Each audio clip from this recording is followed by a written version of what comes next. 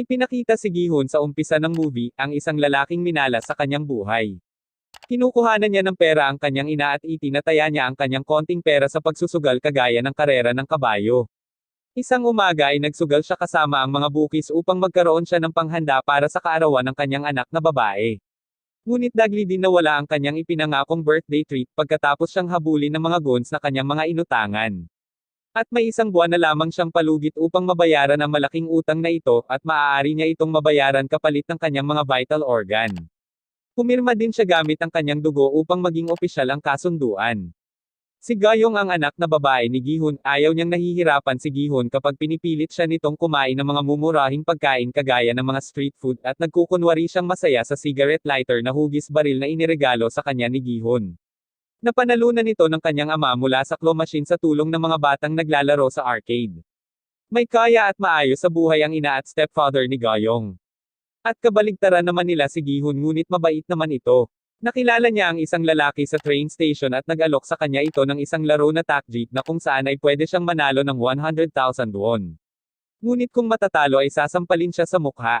Pagkatapos ng laro ay binigyan siya ng business card at in-invite siya nitong maglaro ng game na may malaking papremyo. Desperado na ito kaya't tinanggap at kinuha na ito ni Gi-hun. Pag-uwi niya sa kanilang bahay ay sinabi ng kanyang ina na pupunta na ng US si Gayong sa isang taon. At upang manatili siya dito ay kailangan ni Gi-hun na ipakita ang kanyang kakayahan na masuportahan ito ng pinansyal. Kaya't tinawagan ni Gi-hun ang number mula sa binigay na business card ng salesman sa kanya at sumang-ayon siyang sumali dito. At red light green light ang naging password upang makasali, kung saan ay sasakay sila sa isang sasakyan na kasama ang iba pang mga pasahero at kasama din doon si Gi-hun. At pinausukan sila ng isang gas hanggang sa mawalan sila ng malay. Nang magising siya ay nakasuot na lamang siya ng tracksuit na may label na 456. At mayroong 456 players doon na mga sabay-sabay na mga nagising sa iba't ibang mga plain bunk beds. Si label number 001 ay isang matanda na pinipigilan ang kanyang demensya sa pamamagitan ng pagbibilang ng mga kasali sa game, at siya ay mayroon ding brain tumor. Si label number 067, ang batang babaeng pickpocketer na nagnakaw ng perang napanalunan ni Gi-hun, na mayroon ding issue kay label 101. Ilang sandali pa ay lumabas na ang mga staff na nakasuot ng mga coverall, at nakasuot din sila ng mga maskara na may nakalagay na mga square at circle sa kanilang mukha. Ito ay ang kaparehong simbolo na nasa likod ng salesman's business card na ibinigay kay Gi-hun. Isa sa kanila ang nagpaliwanag na ang lahat ng mga nandirito ay nasa bingit na ng pangangailangan ng pera. At lumalaban para sa pera sa pamamagitan ng paglalaro ng 6 games sa susunod na 6 na araw. At ang prize money ay maiipon sa isang giant piggy bank na nasa itaas. Sumang-ayon ang lahat sa kanilang pagsali na humantong sa isang giant check-in process na kailangan nilang umakyat ng umakyat sa mga hagdan ng may iba't ibang kulay hanggang sa makarating sa game room. At masusulyapan naman natin ang isang misteryosong itsura na nakasuot ng black hood at nakamaskara. Ipinapalagay na siya ay isang frontman na in charge sa buong operasyon. At doon ay nakatanggap siya ng tawag mula sa isang tao at sinabing mayroon siyang mga employer sa itaas. Naglalaro din si Sang-woo na number 218, kilala siya ni Gi-hun at kilala din niya ang nanay nito. Na nakumbinse niya na siya ay nasa abroad dahil sa isang business trip. Ang red light green light ay hindi lang basta isang password sa unang laro, ngunit isang laro talaga ito na kanilang gagawin. Isang bersyon ng playground game kung saan ay mag-uunahan sila patungo sa red line pag sinabi ng giant creepy doll na green. At kapag sinabi nito na red ay hihinto sila at hindi gagalaw. Ngunit mayroong twist sa game na ito, na kapag ikaw ay gumalaw at na-eliminate ay babarilin ka hanggang mamatay. Nang malaman ito ng mga participant ay nagtatakbo silang lahat upang makatakas mula doon, ngunit pinagbabaril at pinagpapatay sila isa-isa at halos magpatong-patong na ang kanilang mga bangkay sa pintuan. Wala nang choice ang ibang mga player kundi ang maglaro. Tinulungan ni Sang-woo si Gi-hun na alamin ang motion sensor at sinabihan siya na palagi siya pumwesto sa likod ng isang participant. At gayon din ang nasa isip ni number 067, nagtatago siya sa likod ng kanyang kalabang si 101 sa game na ito. Ang mga main character na nakita natin ay mga halos nakaligtas na din, ngunit nagawa lamang magtagumpay ni Gi-hun dahil sa tulong ng isang participant na si 199, dahil nahawakan siya nito nang muntik na siyang madapak, kaya't nakalagpas si Gi-hun kasama ang Pakistani na tumulong sa kanya upang makasurvive sa first game na ito. Nagtapos ang red light green light sa pagsasara ng roof ng game room at ipinakita sa aerial shot na ang laro ay ginanap sa isang mapunong lugar sa gitna ng isang kabundukan. Ipinakita naman sa simula ng episode 2 ang mga staff na nag-aayos ng mga kabaong at nilalagyan ito ng mga pulang ribbon isa-isa. Ito ay ang kabaong ng mga player na na-eliminate sa unang laro, binuksan ng isang buhay pang player na nasa loob ang kabaong ngunit itinulak ito ng staff at isinara sa pamamagitan ng pagpako. Ang pagsisiwalat ng kahulugan ng elimination ng larong pambatang ito na ang ibig sabihin ay kamatayan. At sa sobrang takot ng iba ay nagmakaawa sila upang makabalik na sa kanilang mga pamilya. Marami sa kanila ang gusto ng umalis at halos lahat sa kanila ay ayaw ng maglaro pa.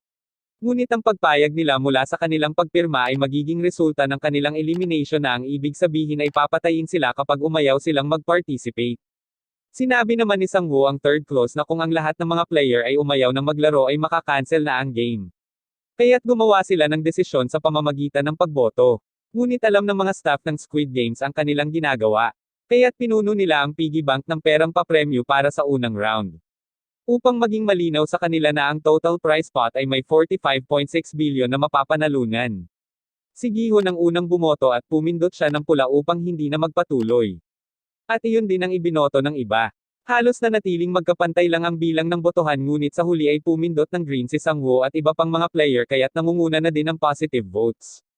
Nagtalo-talo sila sa pag-alis doon na ang buhay nila kapag lumabas ay hindi naman magiging maganda. At least sa loob ay magkakaroon sila ng pagkakataon na gumawa ng isang bagay para sa kanilang sarili.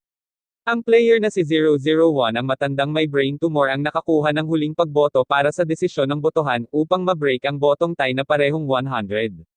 Natakot si Gi-hun dahil alam niyang may brain tumor ang matanda at baka pindutin nito ang green na buton. Ngunit sa wakas ay pinindot nito ang pula kaya't dahil doon ay ibinalik na sila sa kanilang dating mga buhay ngunit may babala na kung ang karamihan sa kanila ay gustong magpatuloy sa laro sila ay mag-uumpisang muli. Kinagabihan ay itinapon si Gi-hun at ang babaeng nagnakaw ng kanyang pera. Kasama ni Sang-woo si number 199 ang player na nagligtas kay Gi-hun sa unang game. Nang mag-charge ay nakatanggap siya ng mga message na mula sa authorities na may alam sa kanyang personal na mga issue. Nag-report naman si Gi-hun sa mga pulis ngunit hindi ito naniniwala sa kanya nang ipakita ni Gi-hun ang business card na ibinigay sa kanya ng salesman ay number pala ito ng isang di kilalang babae na walang alam sa kahit anong games. Sa pagbabalik sa Sangmundong ay nagkita si Gi-hun at Sang-woo. Sinabi nito sa kanya ang matinding problema sa pera. Ginamit niya ang bahay ng kanyang ina bilang collateral, wala nang kahit isa sa mga taga Sangmundong ang rumerespeto sa kanilang mga ina. Hindi na rin naisip ni Gi-hun na may diabetes ang kanyang ina at nasa panganib itong mawala ng paa hanggang sa tawagan siya ng ospital upang maipaalam sa kanya. Ang babaeng magnanakaw, si 199 at lahat sila ay mga bagsak na at wala nang magawa. Ang paghahangad nilang ayusin ang kanilang matinding kahirapan ay mas lalo lang nagpalala nito. Nakita ni Gi-hun si 001 at sinabi sa kanya nito na gusto na niyang bumalik. Gayon din si 101 ang gangsters na may malaking utang sa kanyang mga boss na gustong nakawin ang piggy bank ngunit trinidor siya ng kanyang sariling kasamahan at pinatay niya ito sa tulay kaya't napilitan siyang makatakas mula sa mga tauhan na gustong kuhanin ang kanyang mga organ. Nang lumapit si Gi-hun sa ina ni Gayong upang mangutang ngunit walang pera ito dahil binibigyan lamang siya ng kanyang bagong asawa ng sapat na pera para sa pamumuhay. Sinubukan siyang bayaran ng stepfather ni Gayong bilang kapalit na hindi na siya babalik kahit kailan. Dagli naman siyang sinuntok sa bibig ni Gi-hun. Pagkatapos ng ilang sandali ay lumapit sa kanya ang isang police officer na si Hwang Junhoop na sumusubaybay sa kaso ni Gi-hun magmula nang makaharap niya ito sa police station.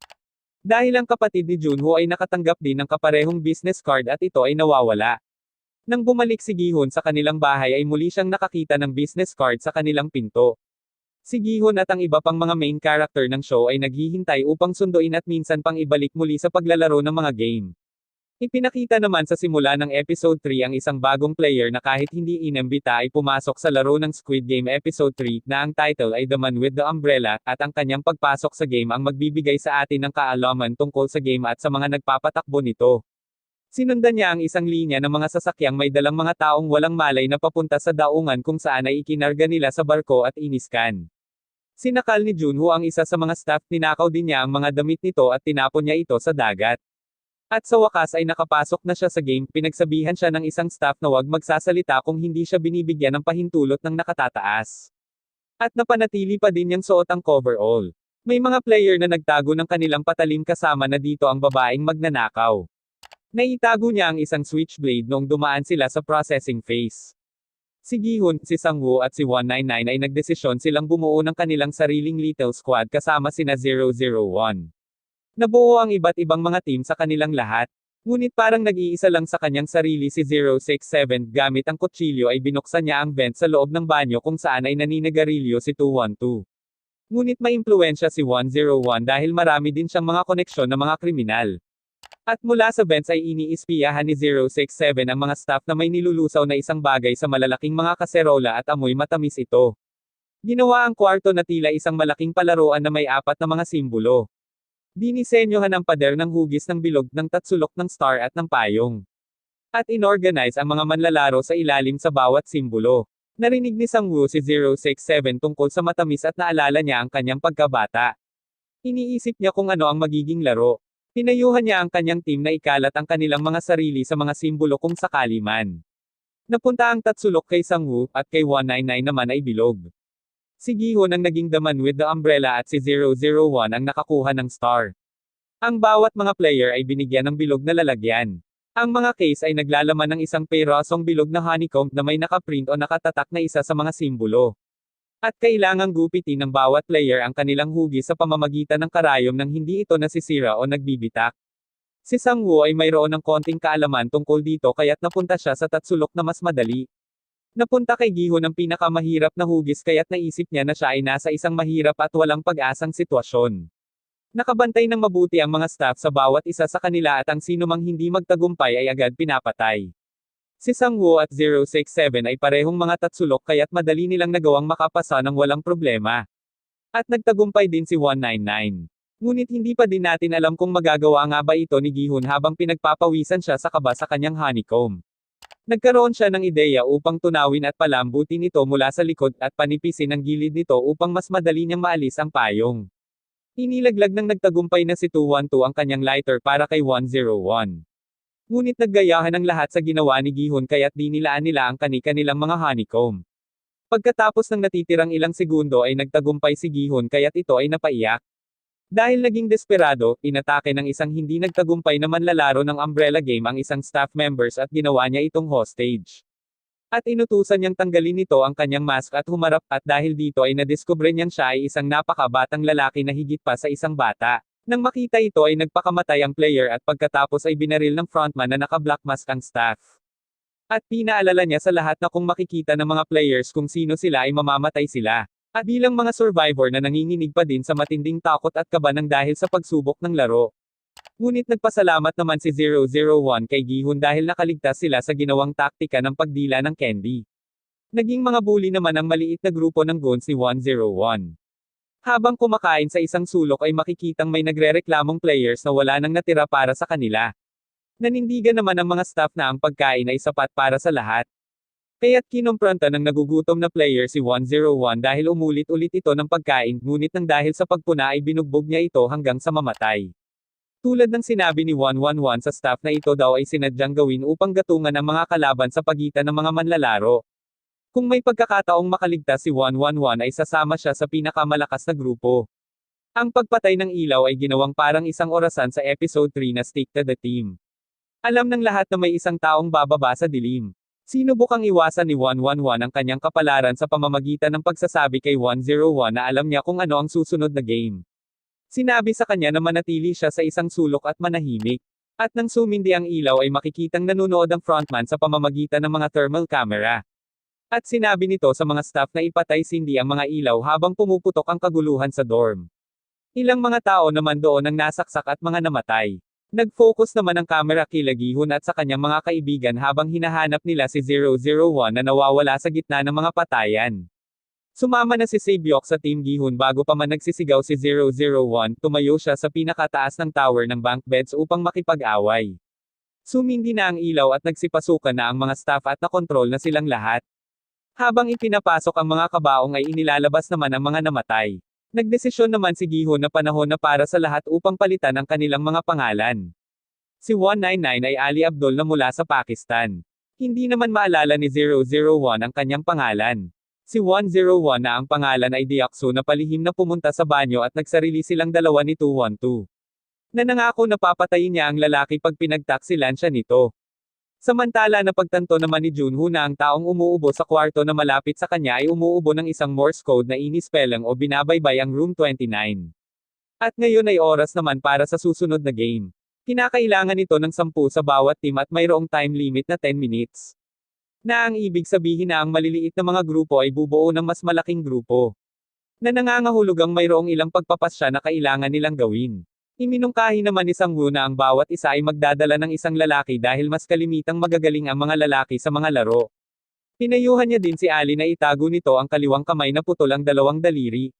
Lumapit si Sang-woo kay 069 ngunit tinanggihan siya nito dahil gusto niyang isama ang kanyang asawa ngunit sinabi ni Sang-woo na maraming babae na ang aming team. Pinigilan ni Deok-soo si 212 na si Min-yoon na sumali sa kanyang team ngunit sinaktan niya ito nang magmakaawa ito sa harapan ng lahat. Kulang ng isang player ang team ni Gi-hun. Nagalit si Sang-woo dahil nag-recruit si Sae-byeok ng isa pang babae at nalungkot ito nang mag-volunteer ng kanyang sarili si Minyo para sa kanilang team. Nang sabihin sa kanila na ang laro ay tug of war ay nakita niya na mas may punto siya dahil ito ay isang larong pisikal. Ang version na ito ay magaganap sa magkabila at magkasalungat na mga tower na may malaking chasm sa gitna. Ang matatolong team ay babagsak sa kanilang kamatayan. Mula nang sinabihan si Deok-soo ng sekretong impormasyon ni 111 ay bumuo siya ng isang team na binubuo ng malalakas na mga lalaki. At nang tawagin sila at ang kanyang mga goons na maunang maglaro ay agad silang nanalo. At ganon kabilis na natanggal ang 10 players. Sumunod naman na lalaban sa isang team ng mga lalaki ang team nila Gi-hun. Ngunit ipinaliwanag ni 001 sa elevator na ang larong tug of war ay ang larong alam na alam niya mula pa sa kanyang pagkabata. At lagi siyang nananalo kahit mas malalakas pa ang kanyang kalaban. Salamat sa diskarte na mula sa isang superior na ito. Nasa harapan si Gi-hun bilang isang leader at si Ali ay nasa kanyang likuran bilang anchor. At ang iba naman ay nakaayos magkabila sa kaliwat kanan. At nakapasulong ang kanilang paa. Ang lubod ay nasa ilalim ng kanilang kilikili. Sa simula ay naghintay muna sila habang hawak ang kanilang posisyon hanggang sa nakaramdam sila ng kahinaan kaya't sinamantala nila ito. Muntik na sanang gumana ngunit hindi pa din sapat. Ang sumunod na ideya ay ang payo ni Sang-woo na humakbang sila ng 3 pasulong na malapit sa dulo upang madapa at mahulog ang kanilang katunggaling team. At ito ay isang mapanganib na pandaraya ng laro. Ipinakita sa simula ng episode 5 na nagtagumpay ang ipinayong pandaraya ni Sang-woo. Kaya't nanalo ang team ni Gi-hun sa larong tug of war. Ngunit malalaman natin na ang dalawang staff ng game ay kumikilos laban sa frontman. Isa sa kanila ay si Junho na kumakatawan bilang si number 29 at ginagawa din niya ang responsibilidad ng kanyang hinalinhan. Ang mga nabuong team para sa tug of war ay nagsasama pa din kinagabihan kahit na walang nagtitiwala kahit kanino sa kanila. Nagsuggest naman si Gi-hun na gumawa sila ng barikada bago patayin ang ilaw upang mabigyan sila ng panangga at proteksyon kung mayroon na namang aatake sa pagsapit ng gabi. Natuwa si Deok-soo dahil dito, ngunit ang iniisip lamang ni Gi-hun dito na maaaring siya ang unang targetin at traidorin sa kahit anumang karahasan na pwedeng gawin. Kahit na mismo ang kanyang team. Kaya't nagdesisyon siya na utusan ng lahat na huwag matulog at magbantay sa gabi para sa kanilang kaligtasan. Ngunit si Gi-hun at ang kanyang team ay nagdesisyon naman na magpapalitan sila sa pagbabantay sa gabi. Nahunang nagbantay sina Sang-woo at Ali, mayroon din silang kinakain na ilang sweet corn, magandang usapan at pagkukwentuhan ng kanilang mga nakaraan. May pamilya si Ali sa Pakistan. May asawa at mayroong din anak na lalaki ngunit walang pera. Kaya't pinili niya ang mag-participate sa games. Ngunit medyo magulo naman ang mga bagay pagdating sa mga staff. Ang isang staff ay nagbibigay ng impormasyon kay 111 tungkol sa parating na mga laro bilang kapalit ng kanyang pagtulong sa pag-aalis ng mga organs upang maipadala sa kanila sa mainland. Sa kabilang banda naman sa pagbabantay ni Gi-hun at 001 ay nagkwentuhan din ng kanilang nakaraan. Lalo na si Gi-hun na natanggal sa trabaho mula sa pagawaan ng parts ng sasakyan. At ang pagkamatay ng kanyang katrabaho. Ngunit nagkaroon si 001 ng sakit ng ulo at lagnat. Kaya't napilitan si Gi-hun na bantayan siya. Samantala ay nagkaroon ng pagtatalo ang mga guard at naghihinala sila sa nagkukunwaring si Junho. Sa pagtatanong nito tungkol sa huling delivery nila na dapat na alam niya ang sagot dahil kasama siya bilang si number 29 na kasama din doon. Ngunit nagambala sila nang nagagalit na si 111. At lalo siyang nagalit pagkatapos niyang tanggalin ang mga organ nang sabihin sa kanya na hindi pa nila alam kung ano ang susunod na laro.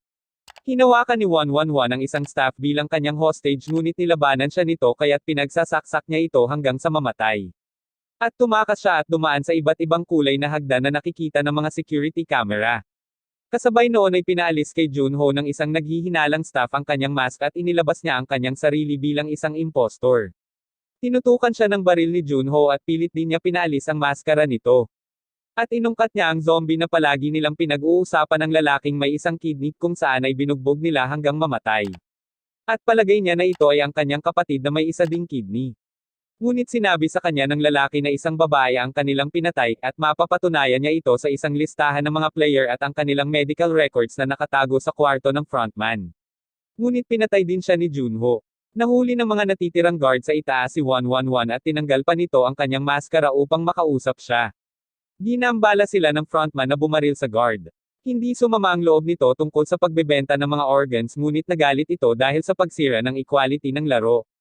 Binaril niya ang guard at binaril naman ng tauhan si 111. Nang habang tinitingnan isa-isa ni Junho ang mga file ay nagkaroon ng roll call ang mga staff, at dahil dito nalaman nila na siya ay nawawala. Sa kabilang banda naman ay tinutukan ng baril ang mga player habang pinagsasama-sama sila kasama si 001 na nakahiga at naihi sa kanyang higaan ng dahil sa kanyang sakit.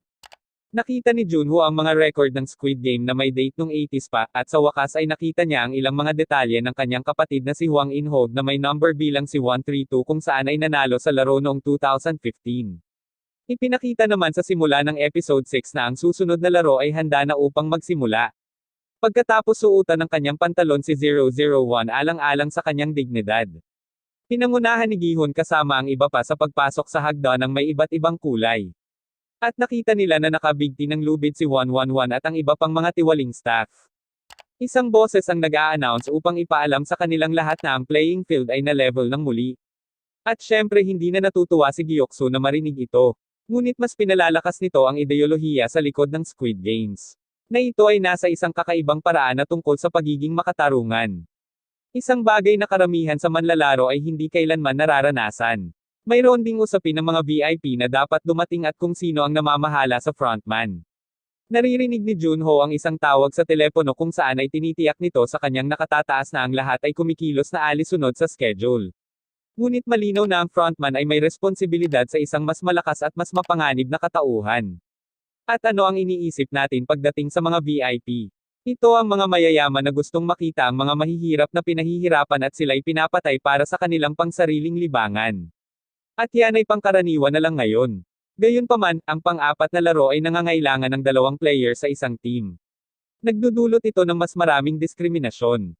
Ngunit ito din ay may patas na dami ng hidwaan dahil walang sino man ang may gustong pumili na sa tingin nila ay isang mahina. Iminungkahi ni Sang-woo na magtambal sila ni Ali na tila hindi nila pinansin si Gi-hun ng kaunti. Si Se-byuk naman ay nakipag-team kay 240 ng isang magandang samahan. At ginarantiyahan naman na gustong makasama ni Gi-hun si 001. Naiwan naman si Minyo ng walang partner kaya't siya ay kinaladkad ng mga guard. Ang laro ay mukhang magiging mga marble o holen. Na sinasabi ni 001 na siya ay mahusay noong siya ay nasa kanyang kabataan.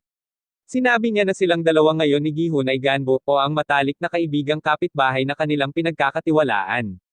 Pareho silang masaya at nasa sabik hanggang sa sinabi ang kakaibang twist ng laro. Ang mag-partner ay kailangang maglaro laban sa bawat isa. At ang unang makakaalis na mga marble ng kalaban ay siyang mananalo. At ito ang pangunahing problema ng halos lahat. Si Sang-woo at Ali na hindi pa nasubukang maglaro nito. At lalo na ang dalawang mag-asawa. At least sa game na ito ay kailangang piliin ng mga contestant kung anong game ang lalaruin at gusto nila. Si Se-byuk at 240 ay nagkasundo na mag-usap na lang muna bago gawin ang laro. Naglalaro naman ng odds at evens si Sang-woo at Ali na kahit hindi alam laruin ni Ali ang odds at evens kaya't gusto na lamang nitong huminto. At si 001 naman ay gala ng gala sa simulated na mga kapitbahayan na animoy nasa kanila lang. At sa lahat ay parang si Se-byuk at 240 lang ang may mga bagay na pinagsamahan. Mabilis na natalo ni 001 si Gi-hun. Napipiko naman si Sang-woo kapag patuloy na nananalo si Ali. At sa wakas ay nakuha na ni Gi-hun si 001 upang makalarong muli ng odds at events. Agad niyang natagpuan ang kanyang natitirang isang marble at ilang sandali ay narinig nila ang mga pagputok ng baril. Si Se-byuk at 240 ay nagbahagi ng kanilang mga nakaraan sa isa't isa. Naglalaro naman si Gi-hun at 001. Si Sang-woo at Ali ay nag-uusap sa isang kasunduan at ang lahat ng drama ay nangyari dito. Nanalo din si Doksu nang hindi inaasahan. Ang plano ni Sang-woo na manalo silang magkasama ni Ali ay nahaluan ng kanyang pagkabahala upang dayain si Ali. At naging maliwanag naman na si 001 ay nagpaplano sa isang partikular na assisted suicide o matulungan siya sa pagpapakamatay. At nang malaman ito ay napaiyak si Gi-hun.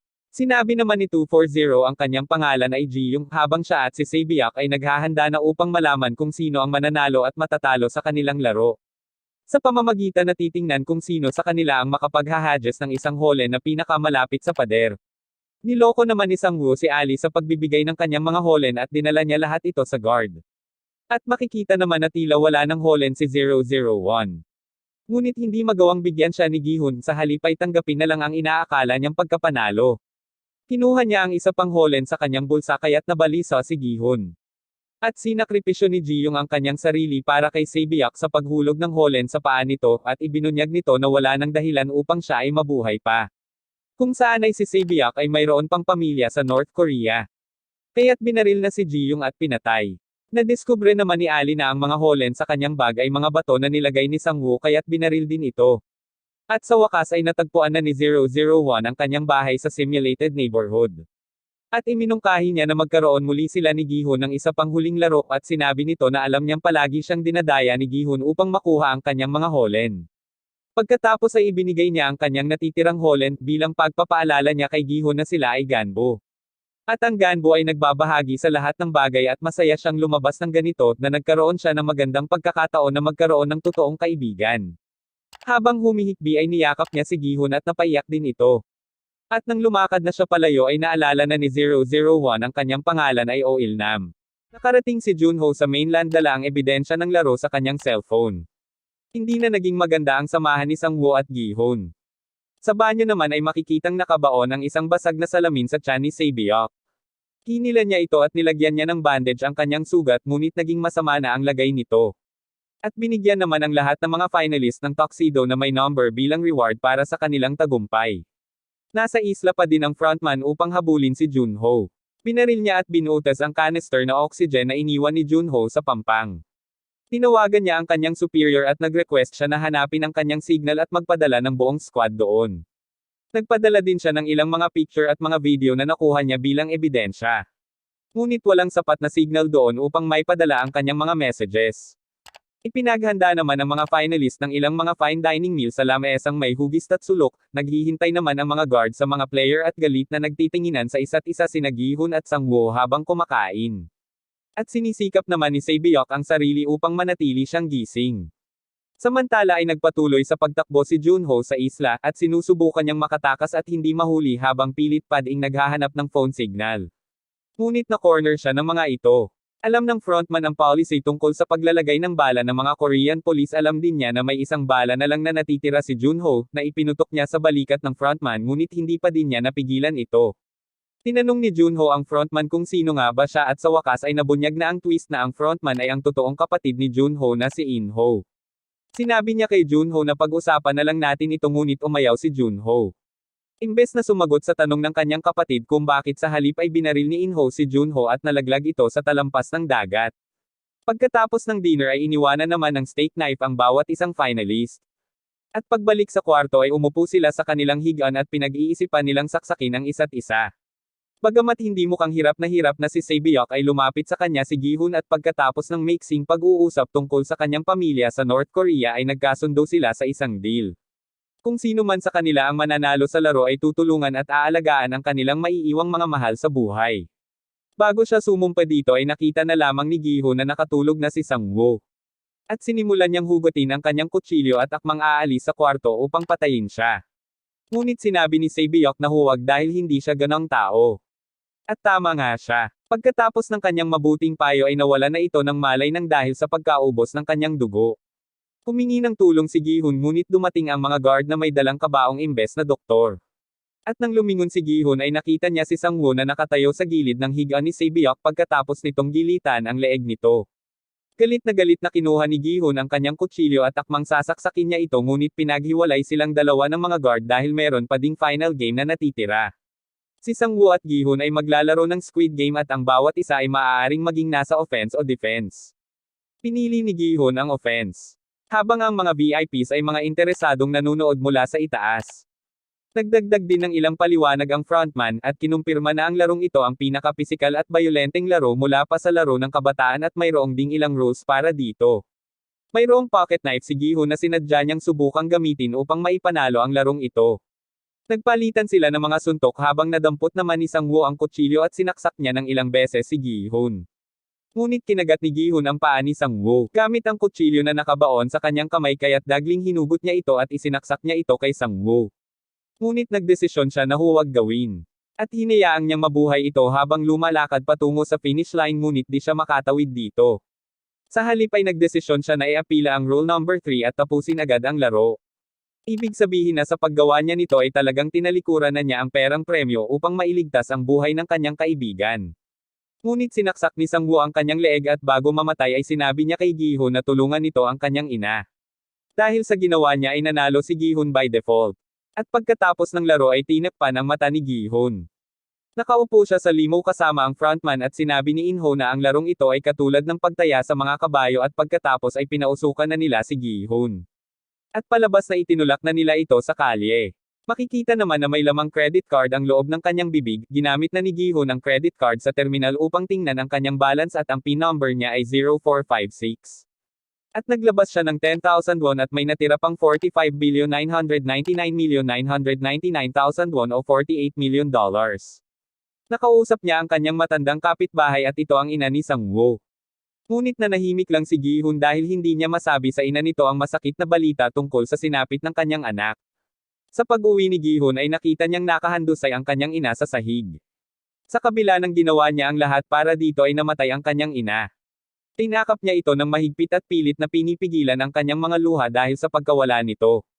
Pagkatapos ng isang taon ay nagbago na si Gi-hun at tumawag siya upang makita ang bank manager. Gusto niyang subukan at matulungan na lumago ang kanyang financial assets ngunit wala siya ng mga ito dahil hindi niya hinahawakan ang pera mula nang mapanalunan niya ito at sa halip ay tinanong niya ang manager para sa 10,000 won. Isang gabi ay nakatanggap siya ng bulaklak na may gold invitation sa loob na may nakasulat na December 24, 11:30 PM Sky Building 77th floor. At ang nagpadala ay ang kanyang ganbo. Dumating si Gi-hun sa apartment sa tamang oras kung saan ay nakita niyang si Il-nam na buhay. At talagang nabigla si Gi-hun hindi niya matanggap na buhay pa ito. Gayunpaman ang nakakabiglang katotohanan na ito'y bahagi ng lahat at tumulong upang magawa ang operasyon ng mga laro. At sinabi niya na siya ay nabubuhay sa pagpapautang ng pera para sa iba. Pinapunta niya si Gi-hun dahil nakita niyang hindi nito ginagastos ang pera niyang napanalunan. Naniniwala si Il-nam na lubhang nagdurusa ito dahil sa lahat ng mga nawalan ng buhay sa kanilang mga laro. Ngayon, base sa natuklasan ni Junho sa archives at ang mga sinabi ni Il-nam na ang larong ito ay nag-umpisa noon pang 90s. At mula noon ay mayroon ng isang nananalo at parang ang nanalong iyon ang magpapatuloy at magiging figurehead staff member katulad ng frontman.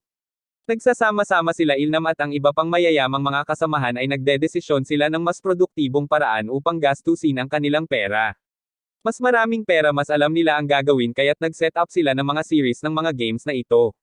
Ang mga VIPs ang talagang in charge sa mga laro at pumupuste sila sa mga tao na parang mga kabayo. Ginawa nila ang larong ito bilang kanilang paraan upang magkatuwaan, medyo nabubwisit na si Gi-hun ngunit dagling pinapaalala ni Il-nam na ang 93% ng mga tao ay pumirma ng kanilang kontrata. At alam niya kung ano ang eksaktong nakalaan para sa kanila mula sa mga larong ito. May tumor si Il-nam, mamamatay na at hindi na mabubuhay ng matagal. Nagdesisyon siya na sumali muli, gusto niyang makaramdam ng saya at makasama ang iba kesa sa manood ng mga namamatay. Sa pagsali at paglalaro kasama si Gi-hun habang nasa 4th game ay nagawa nitong maalala niya ang lahat ng mga nakalimutan niya sa kanyang buhay. At ito ang dahilan kung bakit isinakripisyo ni Il-nam ang sarili upang makapagpatuloy si Gi-hun sa laro. Kahit na pandaraya lang ang pagputok ng baril. At sa pagsapit ng hating gabi ay namatay na si Il-nam. Sa wakas ay naunawaan na ni Gi-hun ang tungkol sa katotohanan ng laro at ang pinagmulan nito. Kaya't dumaan siya sa isang drastic transformation. Nagpagupit siya ng buhok at nagpakulay na din siya ng kulay pula. Nagpunta siya sa kapatid ni Sae-byuk na si Chol upang tulungan ito, dinala niya ito sa ina ni Sang-woo upang maalagaan. At sa pag-alis niya ay binuksan ng ina ni Sang-woo ang suitcase at nakita nito na puno ito ng pera na may naiwang nakasulat na ito ang perang utang ko kay Sang-woo. Sa pagpunta niya sa airport pagkatapos mag-ring ang tawag niya kay Gayong ay napansin niya ang kaparehong businessman na may kalarong mahirap na lalaki na nakikipagsampalan at may envelope. Hinabol ito ni Gi-hun ngunit nakaalis na ito sakay ang train. Gayunpaman ay kinuha ni Gi-hun ang business card sa biktima at pinakiusapan niya na wag na itong sumali. At sa airport ay galit na tinawagan niya ang frontman at sumumpa siya na pagbabayaran nito ang nangyari sa kanya at sa iba pa. Sa halip na sumakay sa train ay bumalik ito at lumakad ng palayo at determinado itong gumanti at tapusin na ang lahat. At dito na po nagtatapos ang episode 8 at huling episode 9 ng Squid Game. Maraming salamat po sa iyong panunood. Panoodin mo din po ang request mong shoutout sa dulo ng video na ito at panoorin mo din ang iba ko pang mga magagandang mga videos na siguradong maiibigan mo. Kaibigan, kung bago ka pa lang sa aking channel at kung gusto mo ng mga ganitong video, mag-subscribe ka na at i-click mo na yung bell para ma-notify ka sa mga bago ko pang mga video. Maraming salamat po.